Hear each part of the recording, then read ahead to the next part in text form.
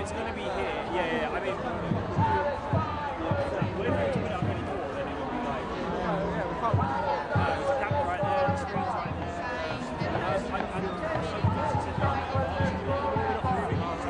She's said we're actually not going to do it. Exactly. So she said we're just going to be with it, and then. All good. You all right? Yeah. We're here. We're locked in. Yeah. No worries. And then just at the end, just at the top, and then.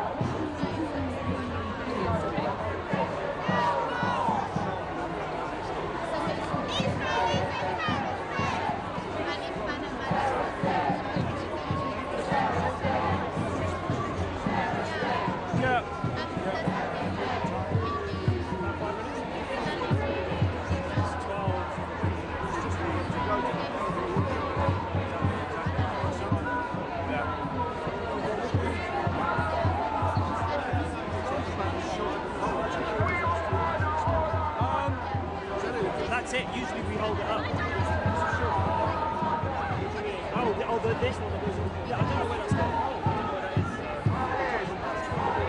Yeah, exactly. I think Sophie tried the other two times. I'm just gonna,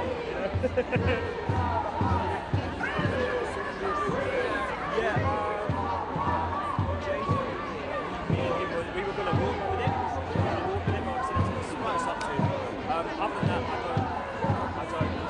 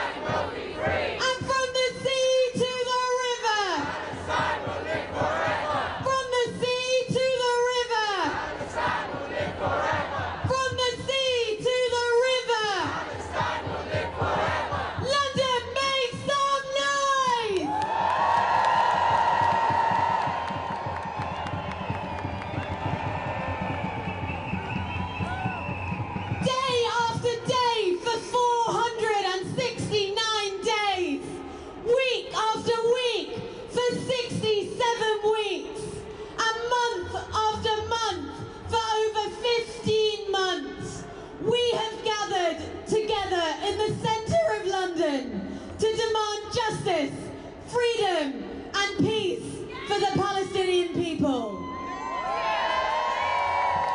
And today, we stand together outside Downing Street, knowing that the genocidal army of the occupation are about to withdraw from Gaza with their tails between their legs. Israel wanted to annihilate the Palestinian people in Gaza, to steal their homes, to destroy their spirit, and to colonize their land. On every level, they have failed. The heroic Palestinian people have stood steadfast on their ancestral land and refused to be defeated. This historic victory has been won by Palestinian resistance, by Palestinian steadfastness, and by international solidarity.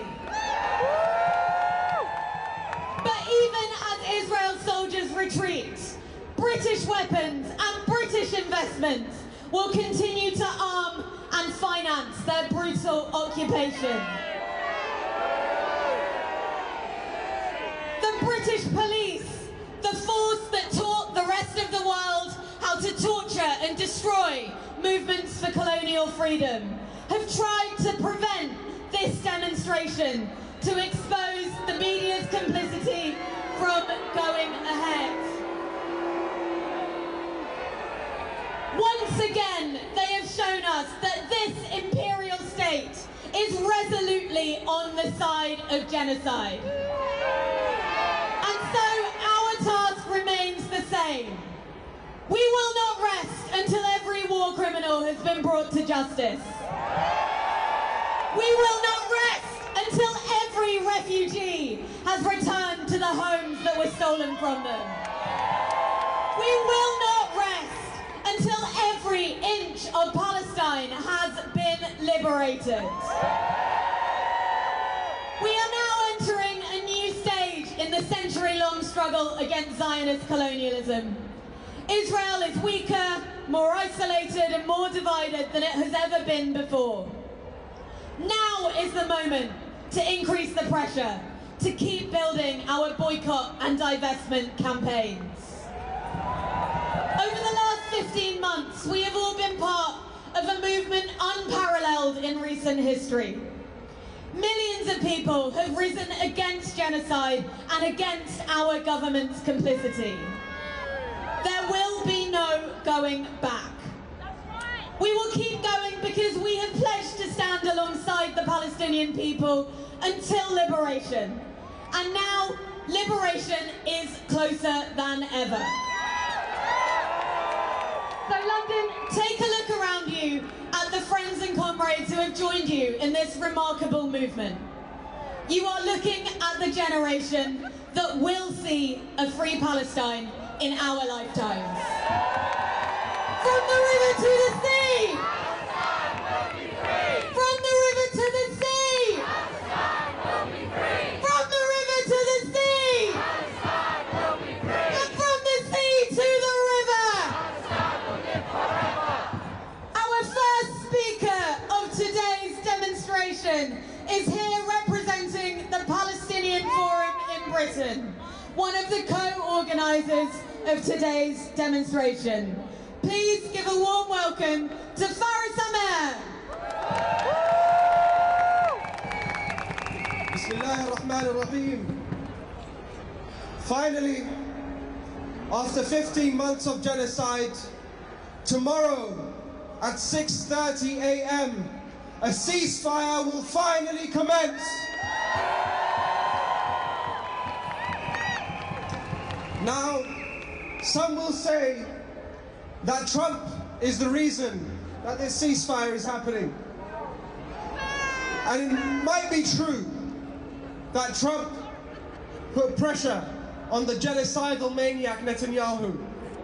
But there would be no pressure if you stayed silent. There would be no pressure if you stayed silent and didn't share and didn't like the videos and share the posts. There would be no pressure if you stayed at home this last 15 months. So this is not a victory for Donald Trump. This is a victory for the Palestinians, and this is a victory for humanity.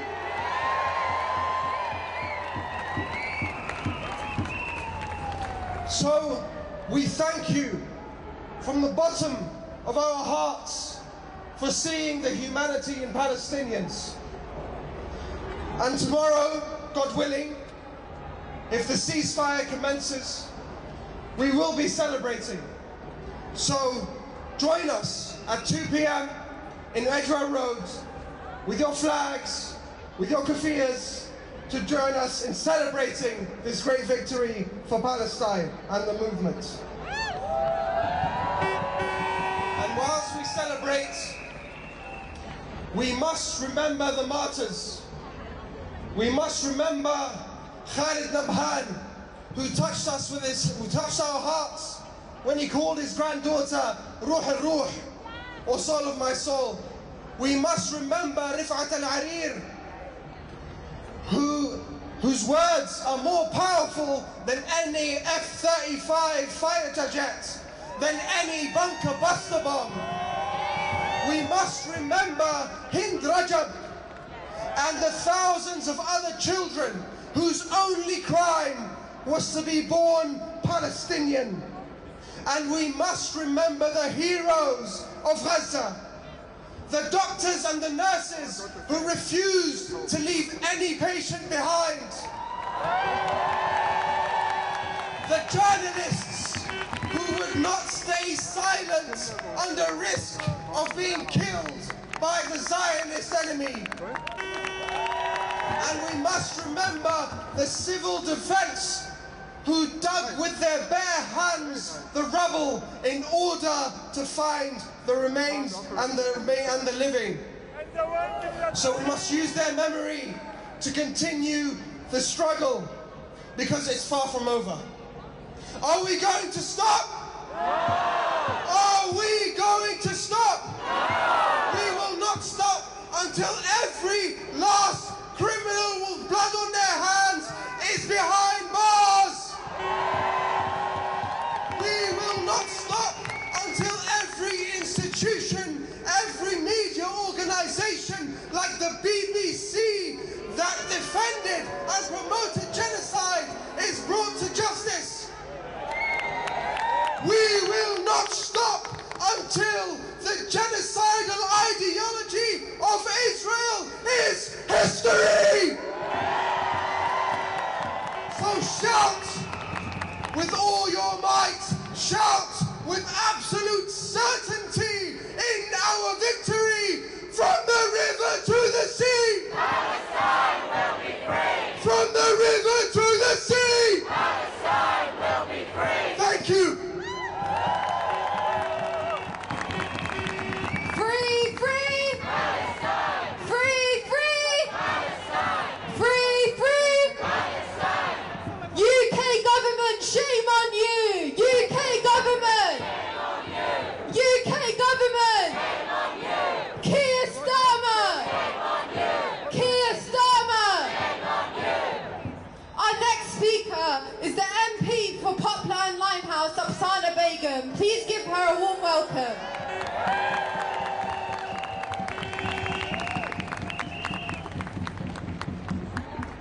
Over 46,000 people have now been killed. Newborns and infants are freezing to death. And 15 months on, a ceasefire has been declared, yet the bombardment continues. The targeting of civilians and civilian infrastructure continues. These are the actions of the UK's close and staunch ally. And that is why we continue to come together to say, not in our name. We know that the best way to ensure that aid is delivered in Gaza is a ceasefire. And we know the best way to secure a ceasefire is to stop the supply of arms.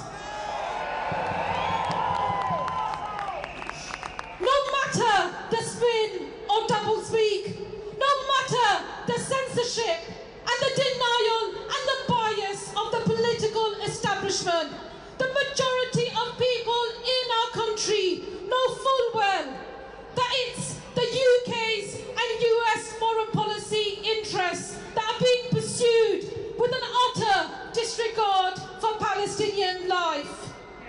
This chilling complicity will never ever be forgotten. And we will never stop coming together like this until there is justice, until there is full accountability.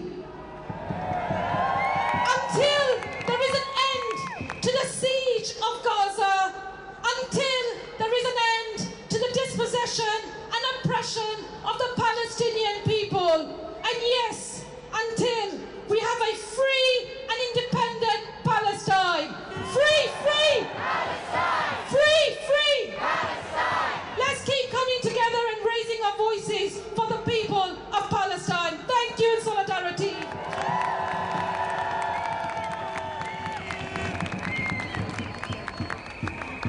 From the river to the sea, Palestine will be free. 1, We are the people. 2, We won't be silent. 3, Stop the bombing now, now, now, now. 1, We are the people. 2, We won't be silent. 3. Stop the bombing now, now, now, now. The people united. We'll never be defeated. The people united. We'll never be defeated. The people united. We'll never be defeated.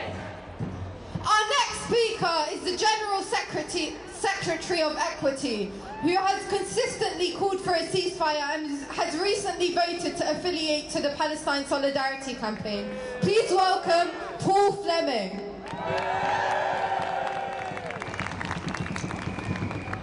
Comrades, thank you so much for being here today on a demonstration and a rally that is perhaps more important than they've ever been before. Over the last 3 days, we've been asked many times, why are we still rallying and marching today?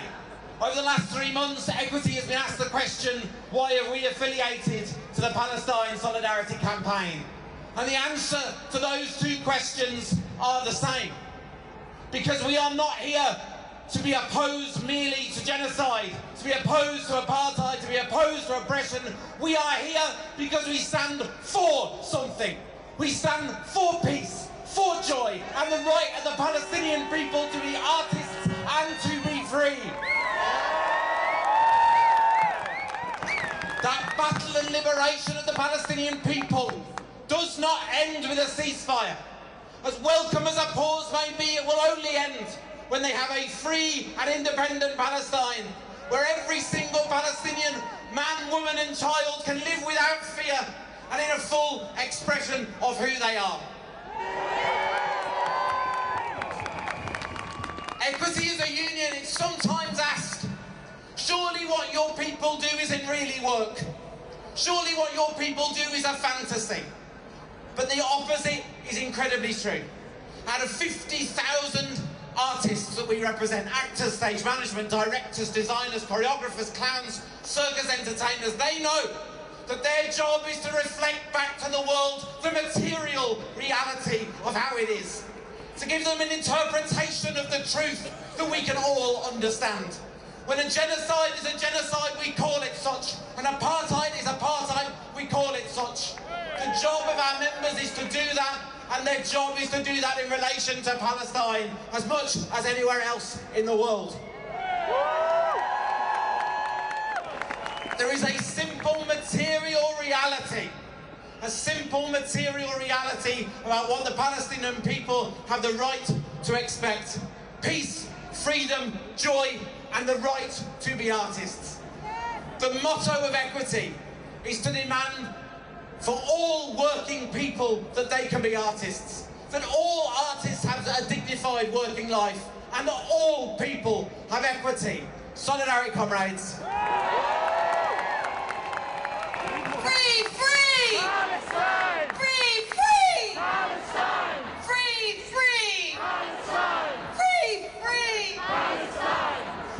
Right, sorry about the mic. Our next speaker is a journalist and writer who recently released an expose revealing how coverage at the BBC is systematically biased towards Israel and accurate reporting on Palestine is actively being censored. Please give a warm welcome to Owen Jones. Friends, without the Western media, without its lies, its deflections, its airbrushing of the depraved truth, Israel's genocide in Gaza would not have been possible.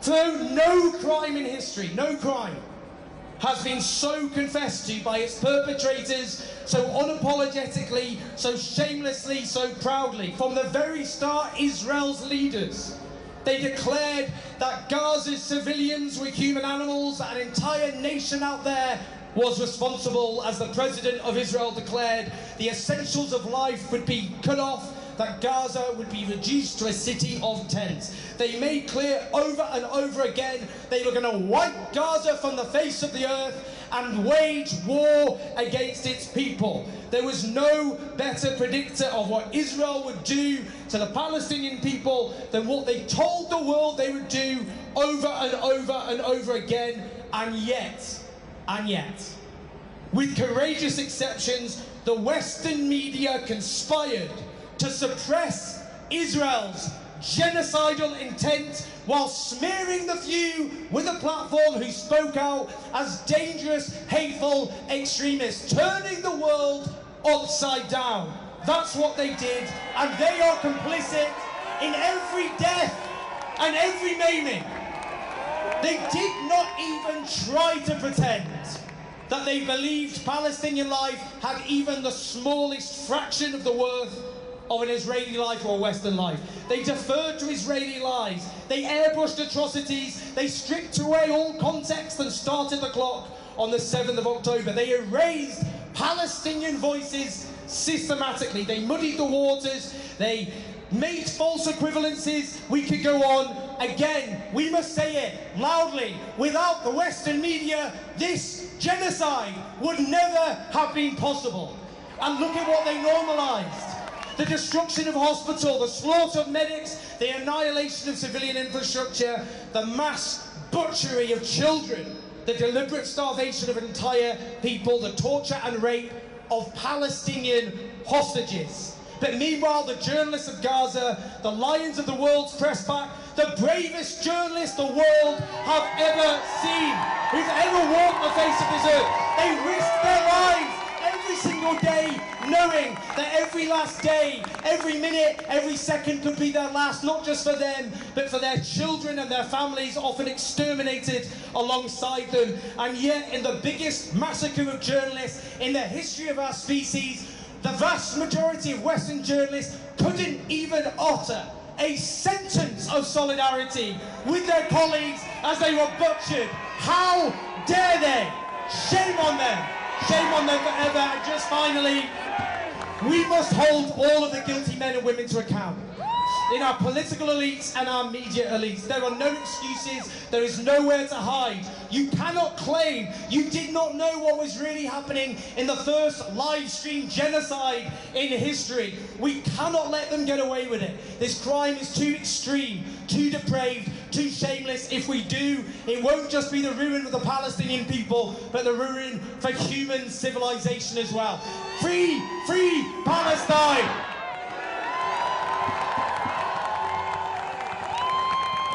Free, free! Palestine! Free, free! Palestine! Free, free! Palestine! From the river to the sea! Palestine will be free! From the river to the sea! Palestine will be free! Stop arming Israel! Stop arming Israel! Stop arming Israel! Stop arming Israel! Free, free! Palestine! Free, free! Our next speaker is here representing Stop the War, which is one of the co-organisers of today's rally. Please welcome Lindsay German. Thanks very much. Tomorrow in Gaza that we've all been demonstrating for 15 months. And everybody must celebrate at least this brief pause in the brutality meted out to the Palestinian people. But we all know that the level of destruction is horrific. Every hospital, every school in Gaza are destroyed. 1,000 health workers dead. Hundreds of journalists dead. That is the fault of the Israelis. But not just the Israelis alone. Our government here in Downing Street, Joe Biden in the United States, and all the people who have said that Israel has the right to defend itself, just as Keir Starmer and David Lammy has repeatedly said, they have blood on their hands. They have the blood of tens of thousands of Palestinians on their hands, because everybody knows this ceasefire could have happened months and months ago. And it didn't, because they backed Israel against the Palestinians. They allowed these war crimes. They allowed the genocide. And not just the governments. We wanted to march on the BBC today. And as Owen has just said, the BBC is complicit in telling lies about Gaza. It's complicit in backing the Israelis over Gaza. It is the state broadcasting company. What would we think anywhere else in the world if we were told the state broadcasting company wouldn't allow a demonstration outside its headquarters and police were surrounding the headquarters to make sure that people like you and me aren't able to get there? We would say this is a dictatorship and it's not acceptable. And when it comes to the policing here today, it is absolutely shocking to see the level of repression that we have faced over our democratic right to march, our democratic right to protest. We have been told that we're hate marches. We have been told we don't have the right to march. We have been told we cannot go to the BBC. This is a denial of our democratic rights. And I want to make it clear here and now, we are not going to stop demonstrating. The ceasefire is only the beginning of justice for the Palestinians. It's only the beginning of what is required. We will keep demonstrating. We will keep protesting. We will hold Starmer and Lammy to account. And Donald Trump is in the White House on Monday, and he needn't think that he's going to get a free pass either. Solidarity with everybody. Down with the imperialists, down with what Israel is doing, and let's fight for justice for the Palestinians.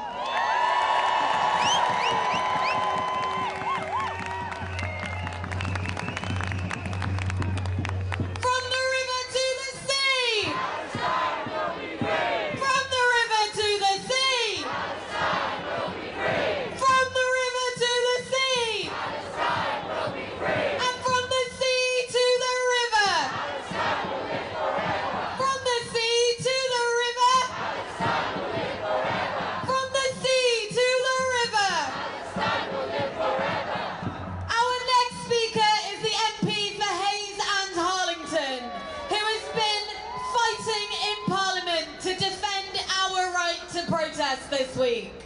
Please give a warm welcome to John McDonnell MP. I just want to, I've been on virtually, I think every demonstration, and every time I've spoken about the children of Gaza. This week we've seen the reports of those children, some of which are frozen to death, and others are dying of malnutrition. So yes, we welcome this ceasefire, of course we do, and we'll be working for a lasting peace. But I just want to say this peace wouldn't have been brought about if it hadn't been for the mobilization of people like you across the globe. So I just want to say this. Often we don't thank people enough, but I want to say this. thank you for the privilege of marching alongside you over this last 15 months. Thank you. I want to say a special thanks to our comrades and friends in the Jewish bloc who've marched alongside us no matter what. I want to thank those trade unions that have stood with us. On Monday, I will be visiting some young women from Palestine Action who are in prison as a result of the protests that they undertook. The anti-terrorism laws were used against these young women simply because they campaign for peace. I want us all to send them a message of solidarity today, that they hear in their prison cells where they're detained.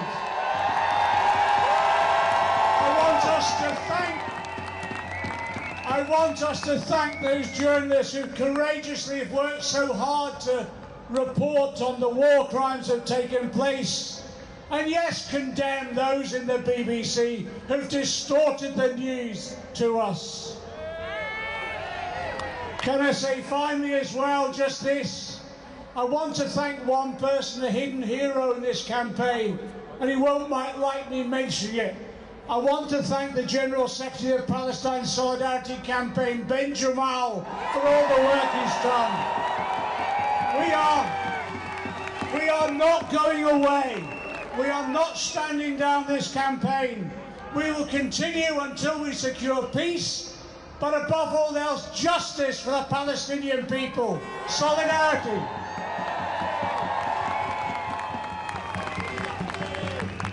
In our thousands, in our millions. In our thousands, in our millions.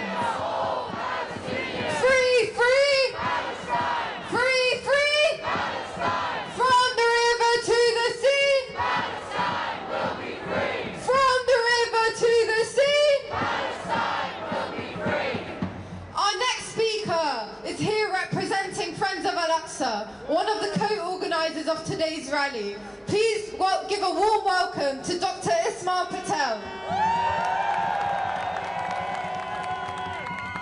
Assalamu alaikum. Friends, we stand here today with a glimmer of hope in our hearts. A ceasefire deal has been agreed. However, we have to be cautious and embrace this moment with trepidation. As we continue with our fight, we must understand that what we have in front of us is a great struggle that has to continue. Your coming out here has been pivotal to ensure that ceasefire deal. Let's not be mistaken. If it wasn't for you coming out week in and week out, it would have been possible for Starmer to get his way and make sure that food has been stopped to the people of Gaza. They would have no electricity and no water. If it wasn't for you, it would have not been possible for the ICJ to prosecute Netanyahu. If it was not for people like you, it would have not been possible to bury the lies from the BBC. You have exposed all that, and for that, let me thank you for coming out, and it is your work that should continue. My friends, as we note, we find ourselves in a very difficult position. Not only the government, the pro-Israeli lobby, the BBC, but unfortunately now the police is even denying us our freedom to march, our freedom of expression, our freedom to demand justice. We must not stop. What we have achieved so far is a milestone which means that if it was not for us, Gaza would have been wiped out. There would be no people in Gaza left. And therefore we need to continue. And we need to continue to demonstrate. We need to continue to boycott. We need to continue with our campaigning. So let nobody intimidate us.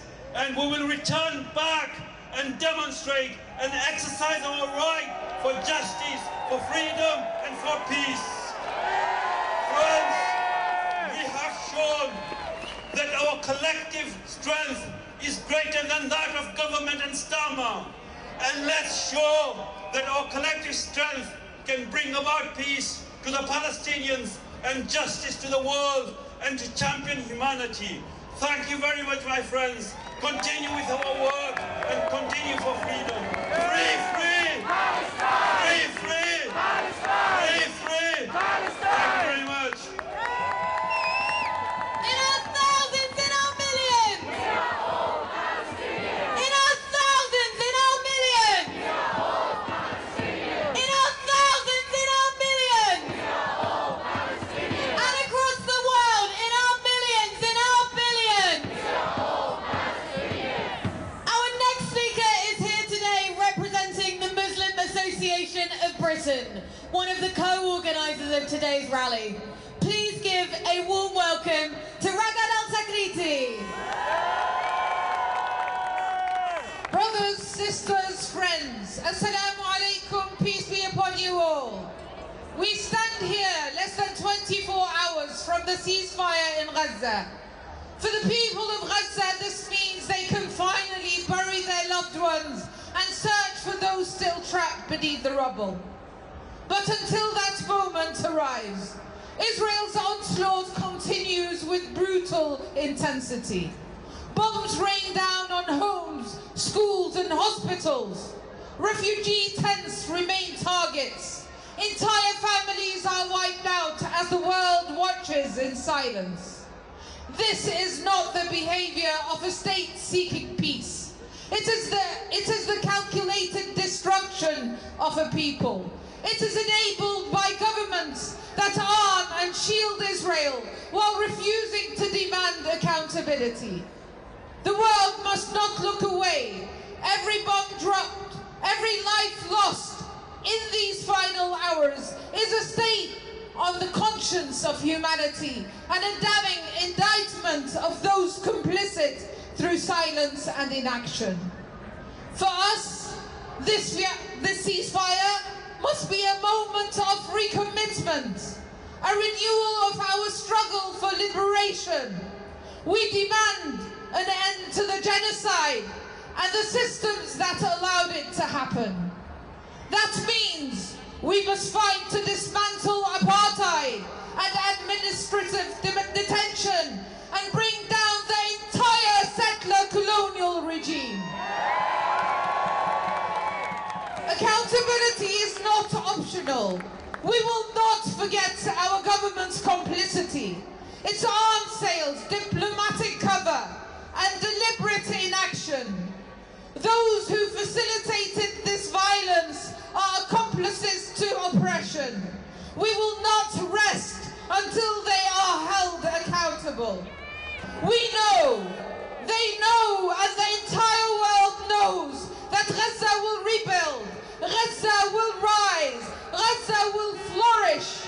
In the face of the world's most advanced military machine, Gaza stood unyielding. It endured relentless bombing, siege and brutal silence from the world. Entire neighborhoods were obliterated, families erased, children robbed of their futures. Yet Gaza did not fall, it did not break, its people refused to surrender. They stood tall, a defiant force that shook the world, a testament to the unyielding spirit of a people who faced annihilation and declared with their survival, we are here to stay. This moment today is for Gaza. Their victory, their resilience is our pride. Gaza is not just a place, it is the living, breathing embodiment of hope. The moment is also for us, for our movement. It was not governments but the power of the people that forced the world to listen. This victory proves that when we stand together, when we stand united in purpose and conviction, no system of oppression can withstand the force of our collective will. They had hoped that we will tire, that we will crumble under their attacks, that when even the highest levels of government attempted to stop us, our movement continued to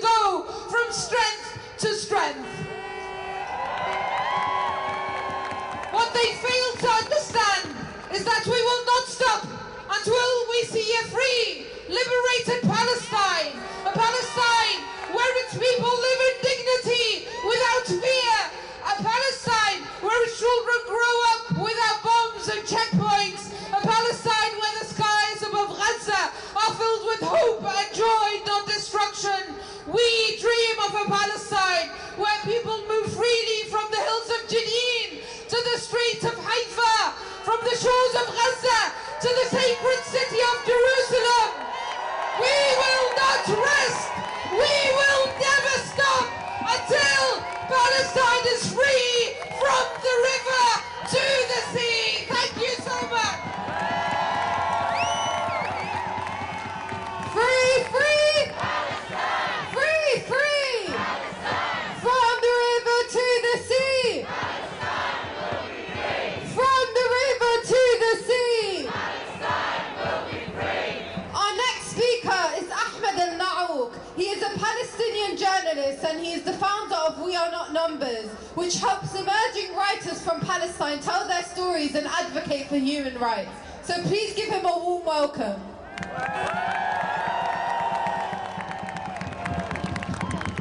My friends,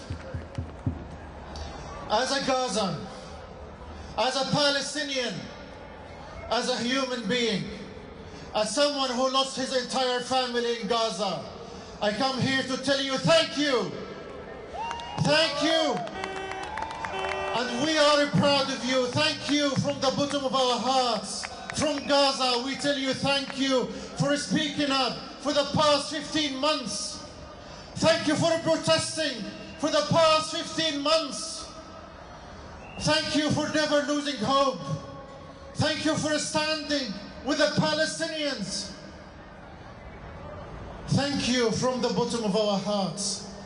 As we anticipate a ceasefire tomorrow, as we anticipate the end of the mass killing of the Palestinian people in Gaza, the shredding of children, the beheading of babies, the obliteration of entire neighborhoods, I want to tell you that this is a victory of us.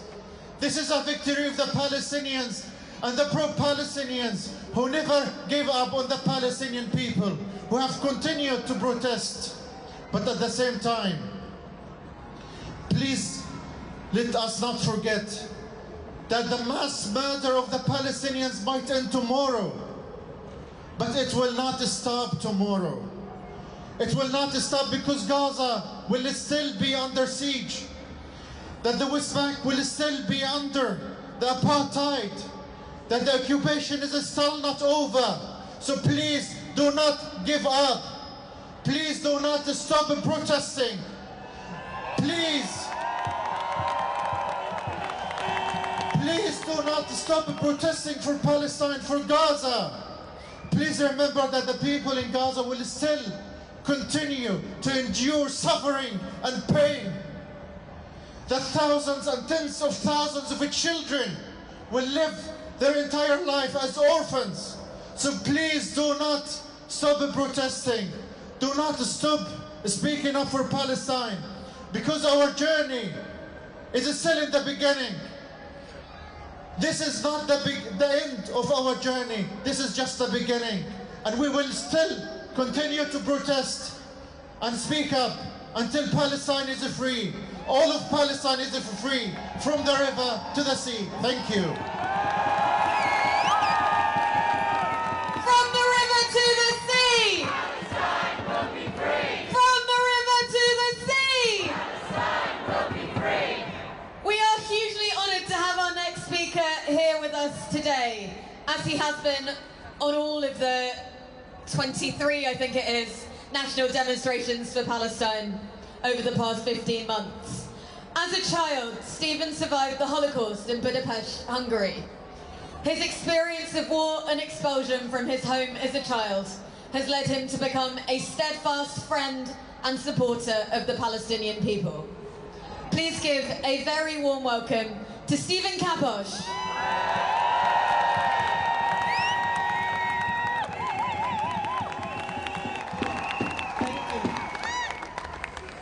Holocaust Memorial Day is just a week away on the 27th, and it brings back memories for me. I was 7 years old when Germany invaded and occupied their unreliable ally Hungary in March 1944.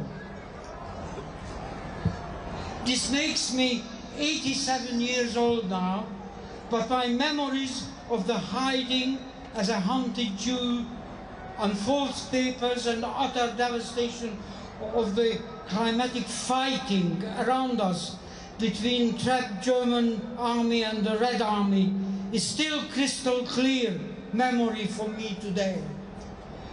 I see the burnt out cars, tanks, dead horses and human bodies, abandoned ammunition, helmets strewn about, burnt out buildings, mountains of rubble and broken glass everywhere. Just like tragically destroyed Gaza is looking today. Only our area where we were hiding with false names and papers was much smaller. It was the Royal Castle district on the Buda Hills where the climax of the siege of Budapest was played out. I now think of it as Gaza in miniature. There was even the same sadistic inhumanity at work in targeting hospitals. There was the massacre of the nearby Mary Street Jewish Hospital, and another one not too far, carried out by the Hungarian fascist Arrow Cross, when they executed doctors, nurses, patients in the courtyards, systematically in pairs, several hundreds of them. This was in January, February 1945, with the war and the battle for Budapest was clearly lost, and this was the last desperate, senseless eruption of sheer racist hatred. Meanwhile, during this total siege for a few months, there was no water, only snow to melt, no electricity, fuel, or no bread, and candles became a kind of currency. Then came the happy anarchic liberation, never again to the cruel past. We Jews in hiding, who had to relocate repeatedly at night under fire into the next supposedly safe destination, whereas a hunted people, lucky survivors, repeating, never again in our names, never again the humiliations, the wearing of yellow stars, the hiding, the pain of divided families, the fear of arbitrary arrest, the loss of right to even board a train. But soon there were no trains to board. Like in Gaza, no trains, no roads. Lucky if you can find and pull a handcart with a few of your saved belongings on it. And divided families. I still recall my mother's sad expression telling me about my father's deportations to Belsen before Christmas 1944. But on the next day we were lucky dinner guests of the trapped German army with their swastika flag still the main decor, as they were deceived into believing we were all Aryan war orphan kids. Then the agony of not having any news of father until well into 45, when he showed up unexpectedly. How many divided, cruelly decimated, or totally wiped out families do we see on our screen or hear about in Gaza to this day? I was lucky to be so young then. I didn't know yet what real fear was. But I remember the agony of all my adult relations all around me. And when I watch the images of Gaza's infinitely more complete and extensively drawn out destruction and agony, it all comes back to me. And like all of us, finding it unbearable, inexcusable, and incomprehensible. Not only is this fascistic, even at times sadistic, dehumanization is being played out in front of our eyes, but it is being justified by the Zionists and the apartheid state of Israel by reference to the World War II Holocaust suffering as a cover. Shame. This is a desecration of the memory of the victims of the Holocaust, and I feel it on my skin. 15 members of my family died in. The bombing and starving, genocidal massacre perpetrated by racist apartheid Israel is simply fascistic, and the comparisons with actions of German fascism of World War II should not be taboo anymore.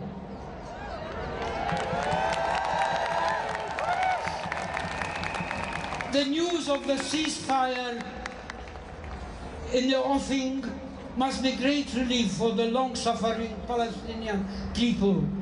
But we, and mostly they, desperately need a permanent ceasefire.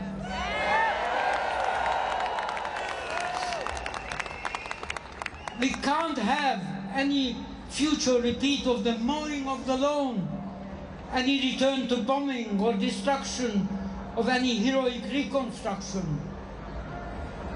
The Palestinian people deserve to live in a truly democratic state where all religions are known, all ethnicities have equal rights. As a first step, the UK should immediately recognize the Palestinian state. We still have to struggle against false propaganda and false accusations from the racist right and Zionist forces, as they still label our expressions of solidarity and love hate marches and unsafe areas for Jews. We Holocaust survivors and descendants, together with a good thousand of socialist Jews, prove the opposite with our constant presence. We display our placards, show who we are, our solidarity, and say again that not in our name, and receive warm welcome and love in return every time. Free, free Palestine! Free, free! Free, free! Free, free! In our thousands, in our millions! Our next speaker is an actor who you may recognise from recent series of The Crown. He is also a steadfast supporter of Palestinian rights and freedom. Please give a warm welcome to Khalid Abdullah. Thank you. I first want to say thank you to Stephen. It's a huge honour to speak after you. Thank you, Stephen. Tomorrow has come, or so they say. Tomorrow, phase 1 of this ceasefire begins. It remains to be seen if the ceasefire will hold, or if the blood shed since it was announced augurs what it will become. But still, we will have cause to celebrate whatever its shape, for the respite in this genocide, for the return of hostages, for the release of prisoners. But while we do so, we must be clear. Tomorrow is already yesterday's nightmare. A ceasefire is normally a situation in which warring parties return to peace when the bombs stop falling. But for Palestinians, at best, this ceasefire is a continuation of occupation and apartheid. It is a continuation of the world in which if you were in the West Bank now, leaving this demonstration, every one of you would return home passing through a checkpoint, by an illegal settlement, or a wall that encircled you. It is a world in which if you were in Hebron, your journey from here to Trafalgar Square would have you pass through metal gates with AI guns, through streets blocked by walls and then segregated by whether or not you are Palestinian. It is a world in which if you came by car, your occupier would travel on fast roads and you would not. All while the forms of surveillance and control of your resources by the people who have occupied you for 57 years continues after the nightmare of the past 15 months.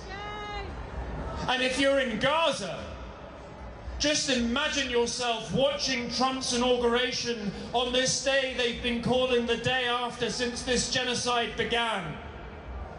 You're still under siege, you're still under occupation, your home has been obliterated, family of all ages have been killed in the most gruesome of ways, you've been displaced multiply and intergenerationally, you live in a strip of land with healthcare in ruins, 90% of schools damaged or destroyed, every university flattened, and where they're saying it will take 15 years to clear the rubble, let alone rebuild. Perhaps for you a ceasefire is simply a moment to grieve the unfathomable loss of more than 46,000 human beings without drones circling above you. This is the best of all possible worlds. And if you're a child in Gaza, a child who has survived, and the world of this genocide is your tomorrow, now just for a moment, imagine that child looking at you. Because we are not in the West Bank or Gaza, we are not in Palestine, we are here. We are the people who have been marching and finding ways to show our solidarity for 15 months now. And perhaps now is a moment in which we can thank all the organisers in this coalition who have worked tirelessly despite all the intimidation, lighting a torch across the world. Because time and again, we have shown that our marches are love marches, not hate marches. They are spaces for the joy that comes with fighting for freedom alongside grief and rage and holding what that takes in your soul. So let us dream that tomorrow and the day after the ceasefire holds, we know that this is the moment the work begins. Together, we have achieved a shift in global consciousness. Now is the time to consolidate it and to do the work for it to expand with stamina, because we cannot be here again. Which is to say, my final words are for those who have not been on these marches and who have remained locked behind forms of silence, but who see this genocide for what it is. I urge you to recognize your power.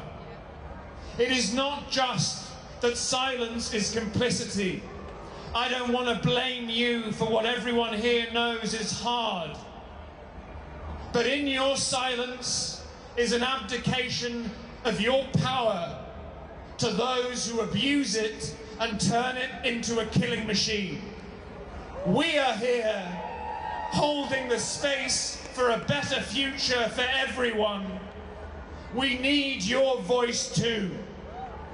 Join us to seize the future from the arms of murderers and war criminals so it may bend towards justice. A free Palestine is a freer you. Free, free Palestine! Free, free Palestine! Thank you.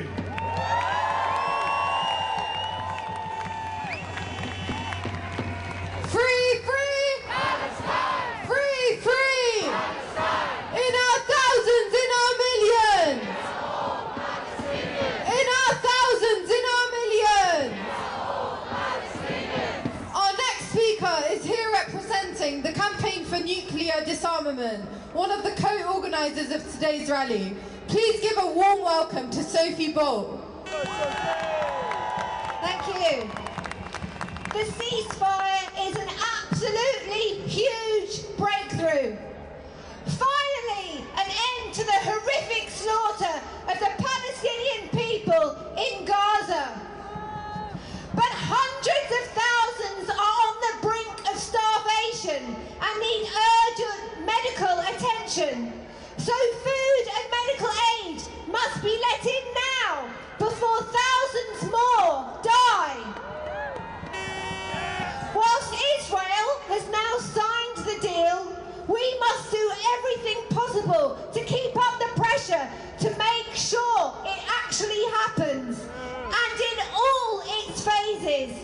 From the release of hostages, all hostages, including the thousands of Palestinians, including children held by Israel, right through to the reconstruction of Gazan homes, hospitals, universities and schools. The entire Gazan society must be rebuilt. There must be, ultimately, there has got to be justice for the Palestinian people. And this means recognition of the state of Palestine. It means holding Israel to account for genocide. It means holding the US to account as its key financial and military backer. And of course, for its total and utter failure to stop the slaughter.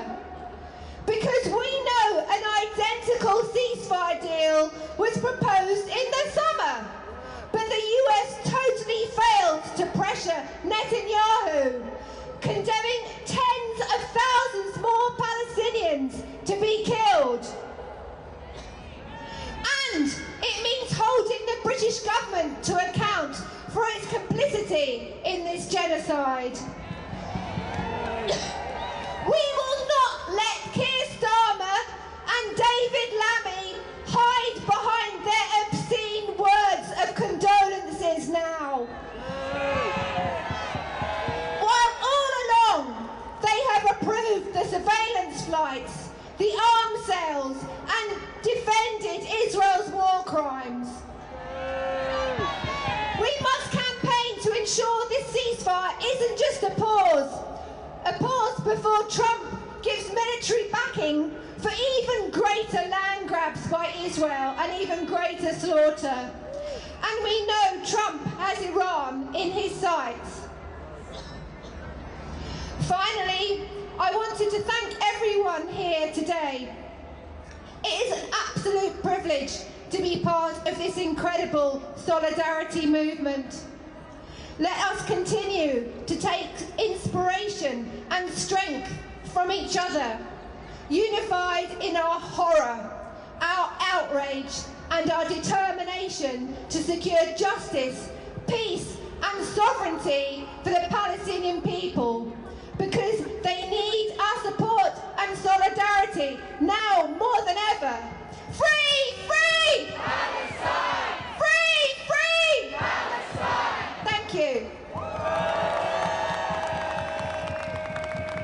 Free! Free! Palestine! Free! Free! Palestine! Free! Free! Palestine! Our next speaker is the Assistant General Secretary of the RMT, whose members and leadership have always stood on the side of justice for the Palestinian people.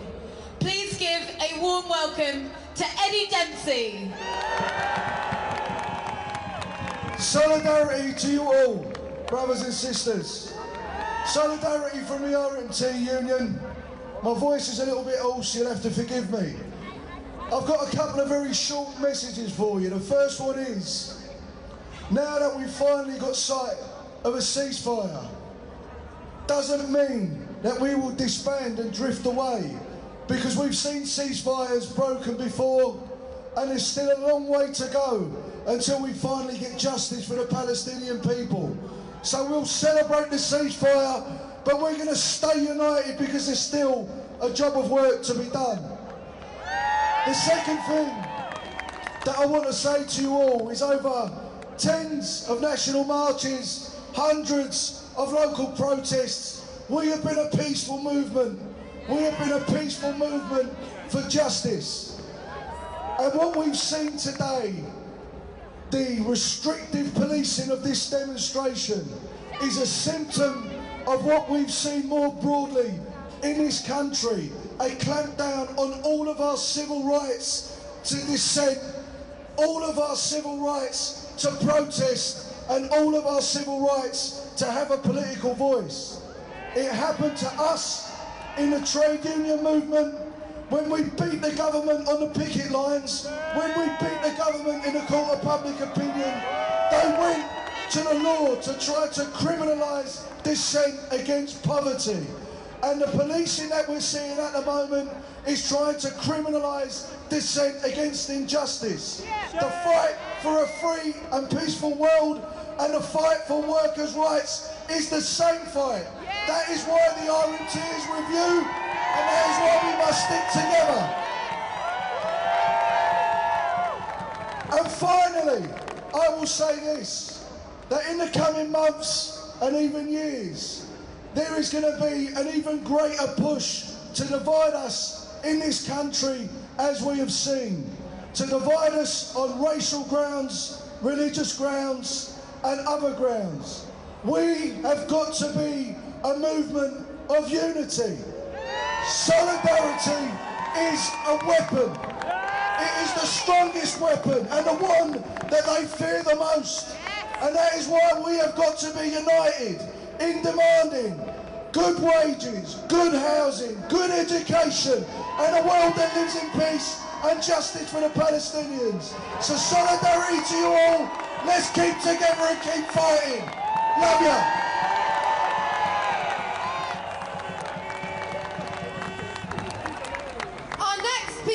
Is a young Palestinian activist who gave West Streeting a run for his money at the last general election. Please put your hands together for Liam Mohammed.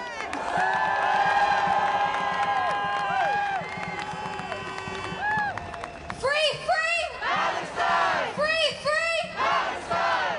Sisters and brothers, the past 15 months will haunt us forever.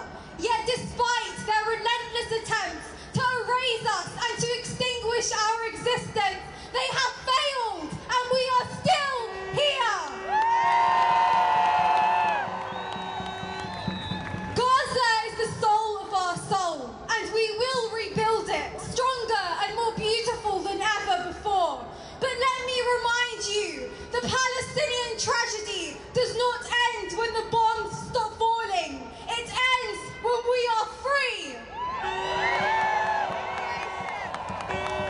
It has been 470 days of televised murder, yet the screams, the tears, the images of maimed children, weeping mothers, helpless fathers and traumatized youth have not moved Western politicians as they congratulate themselves on a job well done.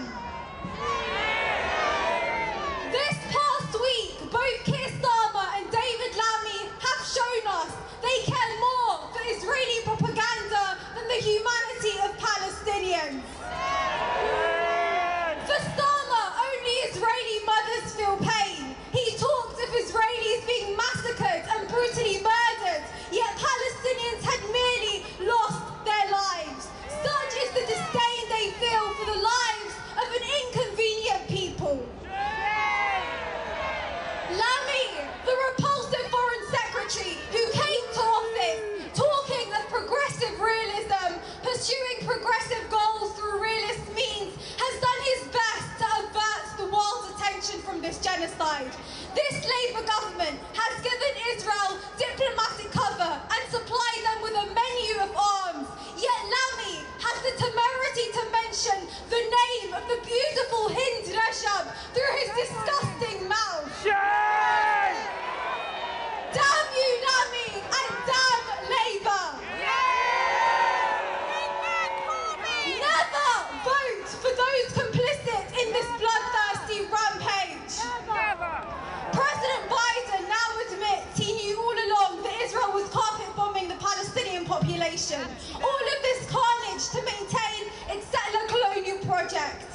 Sisters and brothers, this is just the start.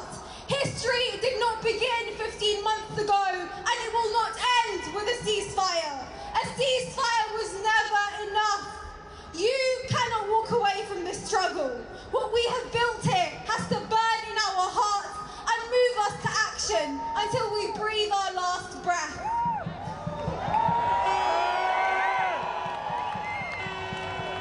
I am not now nor never going to allow the genociders in the Labour government, the US administration, nor the European Union to get away with this, and nor must you.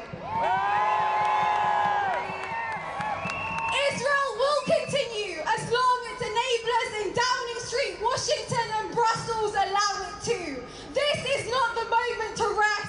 Let's bring down this system of injustice. Ceasefire today, liberation tomorrow. Free, free! Palestine! Free, free! Palestine! Free, free! Palestine! Thank you! Free, free! Palestine! Free, free! Palestine! In our thousands, in our millions! We are all Palestinians! In our thousands, in our millions! We are all Palestinians! And in our millions, in our billions! We are all Palestinians! Our next speaker is the independent MP for Islington North.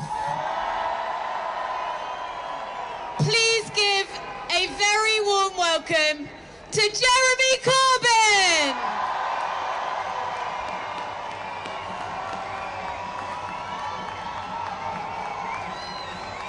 Thank you, and what a pleasure it is to follow Leanne and the marvellous speech and message that she gives and the inspiration she is on behalf of so many Palestinian people all over the world. Thank you to everyone being here today, being here on all the demonstrations, and thank you to all the organisers that have put them all together, because these things don't happen by accident. And I know the cost and hardship for so many people here, travelling from so many parts of the country to be here today and on so many other occasions. This is the 24th national demonstration we've held, and there's going to be a lot more demonstrations, because this ceasefire is obviously a step forward in the sense that the killing will stop. But even since it was announced, 100 more people have been killed in Gaza, more people have been arrested on the West Bank, and the occupation of the West Bank continues. And our demands that we've been making constantly in all these demonstrations are, of course, in solidarity with the Palestinian people, but they're also demands on the government of this country. One, stop supplying arms to Israel. And stop hiding behind the idea you cannot separate out those parts of F-35 jets that go to one place with those that go to Israel. Yes, you can if you want to do it. And the ICC, International Criminal Court, and the ICJ, the International Court of Justice, have met and decided in terms that Netanyahu is a war criminal and should be arrested, and that the acts of genocidal nature have been committed by the IDF in Gaza. I've said this before and I'll say it again. That means that those countries that supply the weapons that commit those war crimes are themselves knowingly complicit in war crimes against the Palestinian people. And so our demands continue. Our demands continue for the immediate withdrawal of all IDF forces from Gaza. Our demands continue for an end to the occupation of the West Bank and of the settlement policy. Because as long as that continues, the Palestinian people are not free. And so, in the reckoning that's now following, the 45,000 and thousands more who've lost their lives forget the idea that they're going to be not remembered. We will never forget those that lost their lives as a result of this bombardment. The horror of children dying in hospitals, the horror of the way that wholly innocent people were bombarded by the IDF and continue to be so.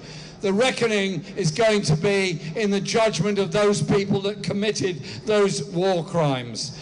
And they have failed, however, in their objective of permanently occupying Gaza. They failed in their objective of setting up more settlements in Gaza. And so it is the global movement of solidarity with the Palestinian people that have got us thus far. But please don't think this is the end of the story. This is but a staging post in that long story of the need for Palestinian people to be able to live in peace and in freedom. I want to conclude with a very short message, a poem by Ghassan Kanafani. These writers that can somehow or other, in the midst of all the horrors, send a beautiful message of dream and hope. And I read it briefly to you. I wish children didn't die. I wish they would be temporarily elevated to the skies until the war ends. Then they would return home safe. And when their parents asked them, where were you? They'd say, we were playing with the clouds. For the children of Gaza, for the people of Palestine, solidarity forever.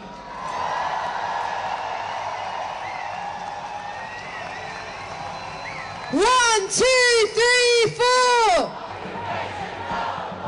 5, 6, 7, 8. 1, 2, 3, 4. 5, 6, 7, 8. Israel is a terrorist state. Israel is a terrorist state. Israel is a free, free Palestine. Free, free Palestine. Our next speaker is here representing thousands of Jewish people and who have joined the Jewish bloc on all of the demonstrations. Please give a round of applause for Miriam.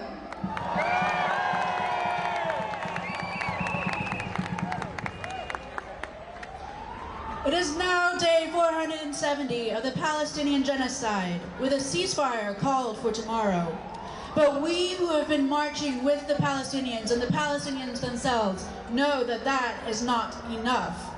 We anti-Zionist and diasporic Jews know that a ceasefire is not enough, and our work is to ensure that Palestinians can truly reach liberation and can live a viable, self-determined future. So we call for an end to the funding and arming of Israel. We call for immediate withdrawal from Gaza and stopping the settlers in the West Bank. And we call for the support of the BDS movement. As long as there have been Zionists, there have been anti-Zionists. And we have been calling since the creation that Israel does not speak for all Jews. We know that Israel is built on the oppression of Palestinians and the lies of false security that prey on Jewish intergenerational trauma.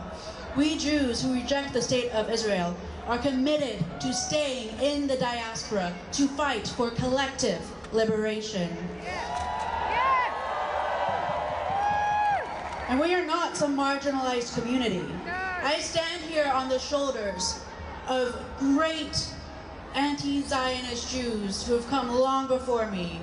And I come from a proud, working-class, anti-Zionist Jewish family where I was always taught that never again truly means never again for everyone.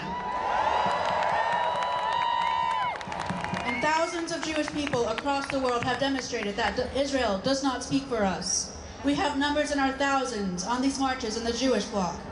Our petition to the Met Police was signed by over 1,000 of us calling out their usage of anti-Semitism and an imaginary threat to Jewish freedom of worship to ban us from assembling at the BBC.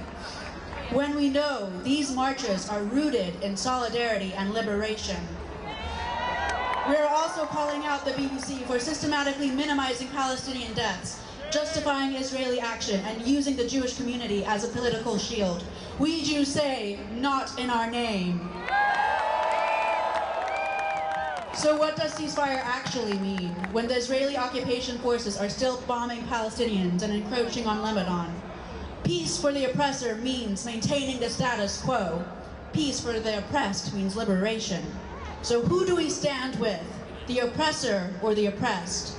Judaism is the religion of the oppressed. It is in our very nature to overturn the systems that exploit, oppress, and enable genocide. So it is an honor to march alongside all of you today. And with all of our hearts and souls, we say, free, free! Palestine! Free, free! Palestine! From the river to the sea! Palestine will be free! From the river to the sea! Palestine will be free!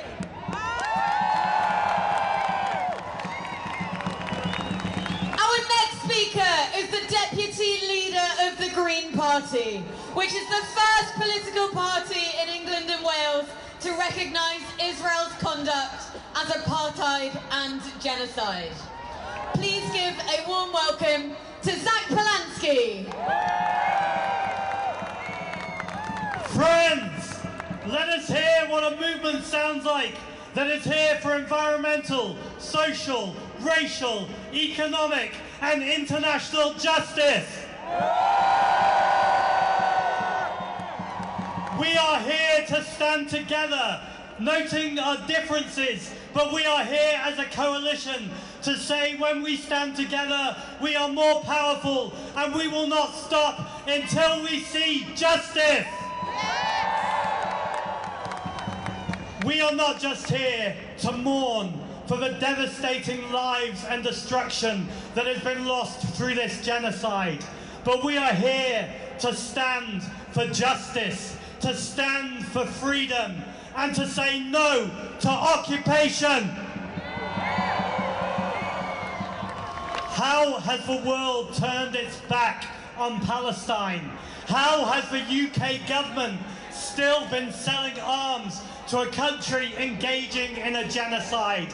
And how are we still stood here so long later saying this must end? But we will stand here. We will continue to stand here until we see there are no more bombs in the sky, there are no more soldiers in the streets, and we will see a free Palestine. I and the Green Party stand with you. London stands with you. The world stands with you. Because at this moment of hope, and let us be clear, a ceasefire is a hopeful moment. We must have the cynicism. We must have skepticism to see it through. But let us be clear, this is a moment of progress. But we will be watching very carefully. The world is watching. And we will not stop. We will not stop until we see a free Palestine, where we see a world that has come together, free of war, where we challenge injustice, and we know we will stand together. Free, free! Palestine! Free, free! Palestine! Thank you! Free, free! Palestine! Free, free! Palestine! From the river to the sea! Palestine will be free! Our next speaker is the director of the Palestine Solidarity Campaign, one of the co-organisers of today's rally. Please give a warm welcome to Ben Jamal. Friends, I want to thank you all for coming today. Now, for 15 months, the Palestinian people have faced and resisted Israel's genocidal assault. We know that at least 65,000 Palestinians have been slaughtered in this genocide. And for 15 months, we have marched and we have rallied here in London and in towns and cities across the UK, and we have made as a central demand that there be a ceasefire for the slaughter to stop. So today, we come here with one strong feeling and emotion: immense relief that we may finally have a ceasefire agreement that, if implemented, promises to stop this immediate, catastrophic wave of killing of Palestinians. Let me share with you a message from a comrade in Gaza that many of you would have seen posted on social media. He wrote, "As soon as this ceasefire is implemented, I will go and search for my son's corpses under the rubble. With my bare hands I will find them, and I will make a proper grave for my beloved children." So today, as we fight our own battles here in the UK and against police repression, we remember why we are here. We remember and we centre our minds on what the Palestinian people need of us, that the movement that we have collectively built of unprecedented strength and size remains united, remains focused on our ongoing and primary task, that we end the complicity of our government, our public bodies, our corporations with this genocide and with Israel's decades-long oppression of the Palestinian people. This did not begin on October the 7th. So we demand that our governments act to ensure that the ceasefire is implemented. We demand that Israel is held accountable for its crimes in the ICJ and in the ICC, so that Netanyahu becomes not a fugitive from justice, but a criminal in the dock in The Hague. We demand a complete lifting of Israel's siege on Gaza to allow the unhindered access of aid, and we demand that all of those illegally detained, including over 10,000 Palestinians held in prison or in the torture camps in Gaza, are set free and finally returned to their families. So friends, our task is not to demobilise, not to stand down, but to continue and to escalate, to continue all of our protests and our boycott and divestment campaigns. This week, Bristol Council became the latest to vote to divest from companies arming Israel. We salute all of those who campaigned for that victory. So we do not stop. And friends, you know the efforts being made by pro-Israel groups across the political establishment to suppress this movement and our right to protest. You know the lies that we are a threat to the Jewish people and to people worshipping in synagogues. You know the truth that today, as on every demonstration, we are joined again by thousands of Jewish comrades. And you know the truth. This is not a protest fueled by hate, and our marches have not been hate marches. These are protests fueled by the love that is at the heart of solidarity, a love of justice, and a recognition that an injustice against anyone, anywhere, is an injustice against everyone. So when we have heard from our final speaker, I will come back and say a little more about our responses to this police repression. But for now, we salute the courage and the endurance of the Palestinian people in the face of 15 months of genocide and 76 years of oppression. And we remember 7-year-old Sidra Hassouna, blown from her home with such force that a body was left hanging like a piece of meat from a wall in Rafah. We remember the voice of 6-year-old Hind Rajab calling for help from the car in which she was left as the only surviving member of her family before she too was killed. And we remember Shabbat al-Dalu, burnt alive while still tied to his ivy drip. We pray that this ceasefire is fully implemented, but even if it holds, we do not stop. We never stop until every brick in the wall of apartheid that imprisons Palestinians from the river to the sea, in Gaza, in Jaffa, in Haifa, in Ramallah, in Jerusalem, till every brick in that wall of oppression comes tumbling down and the Palestinian people are finally free from the river to the sea. From the river to the sea. From the river to the sea. Thank you.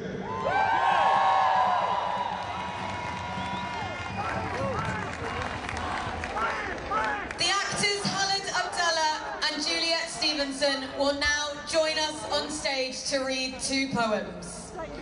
When they have finished, we will hold a 2-minute silence to remember all of those who have been slaughtered over 15 months of genocide and over 76 years of ongoing Nakba.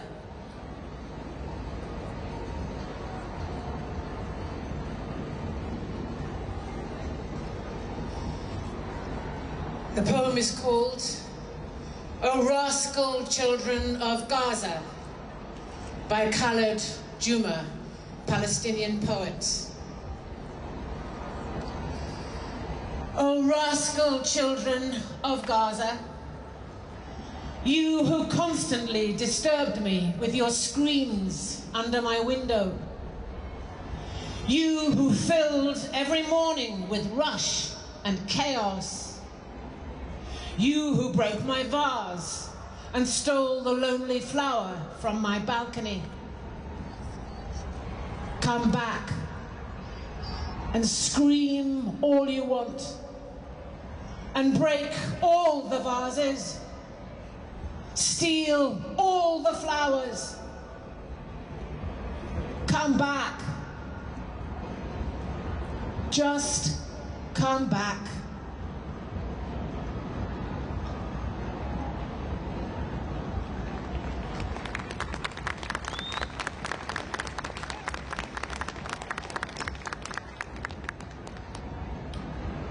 If I Must Die by Rifat al-Arir.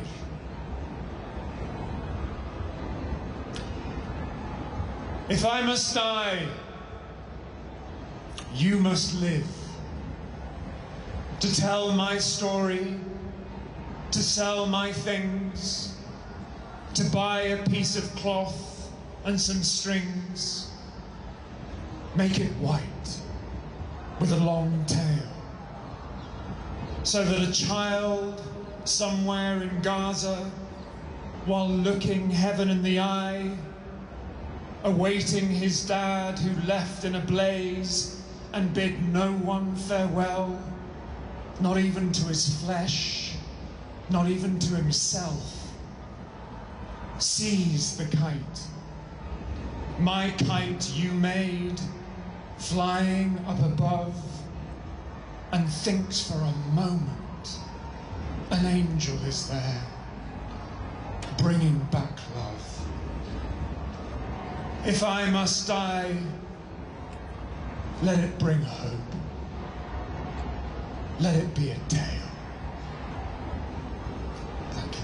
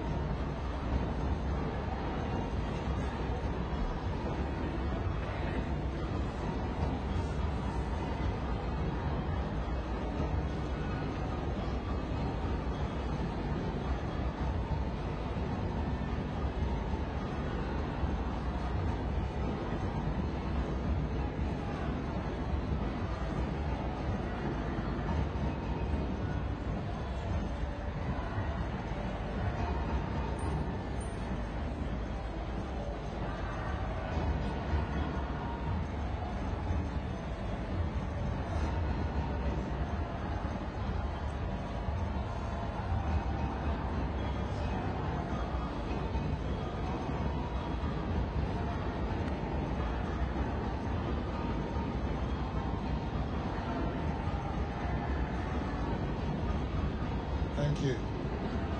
Friends,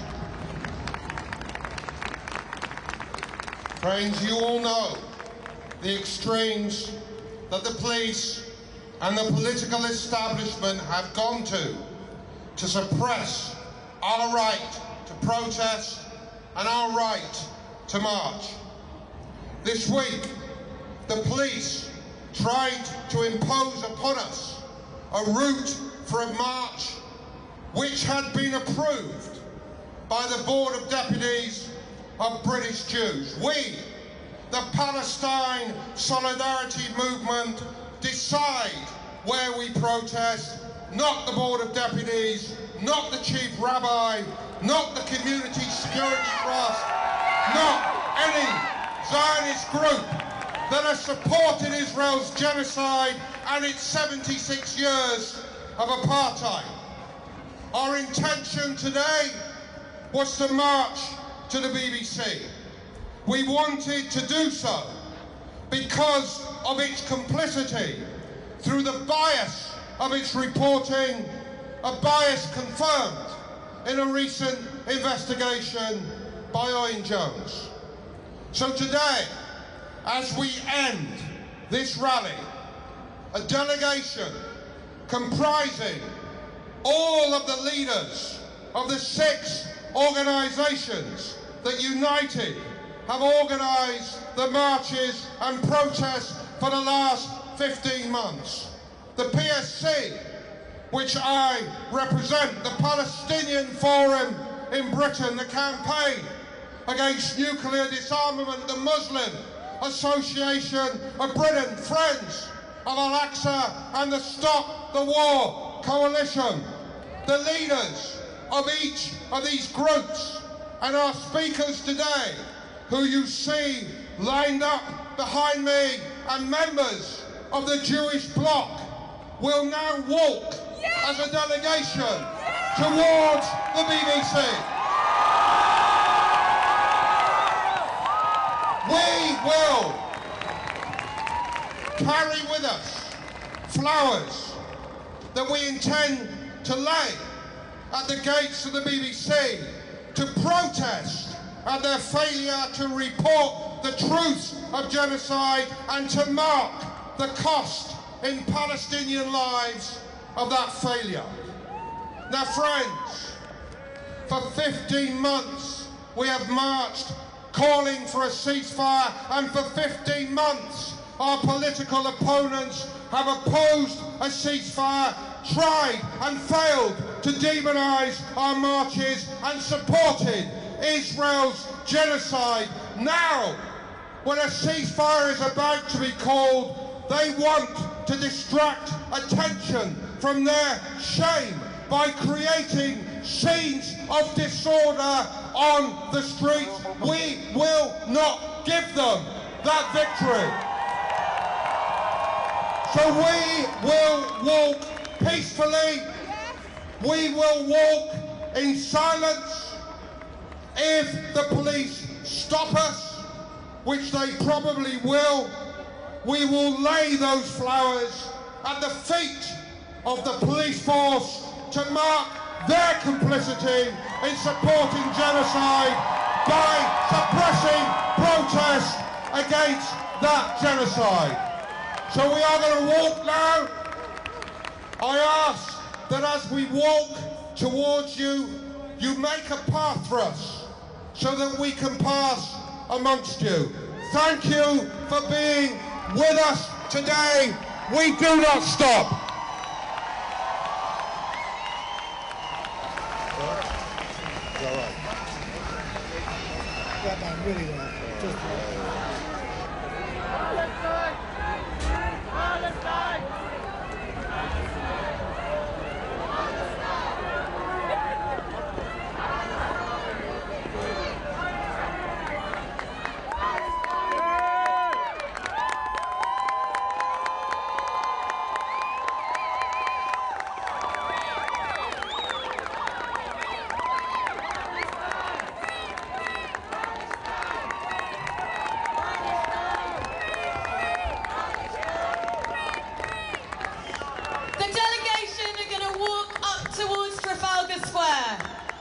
as we come through, please park to make way for us. Thank you, and free Palestine!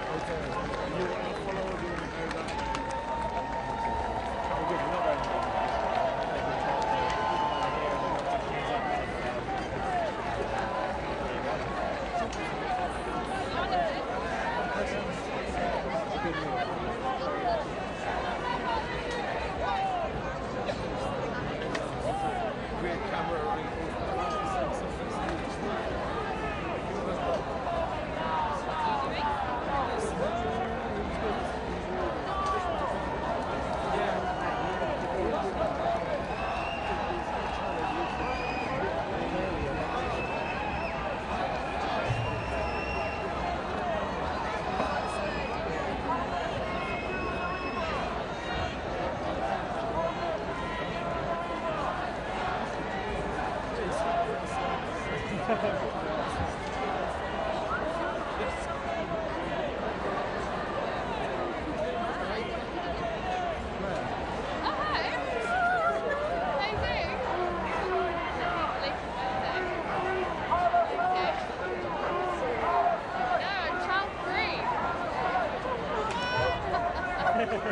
ha!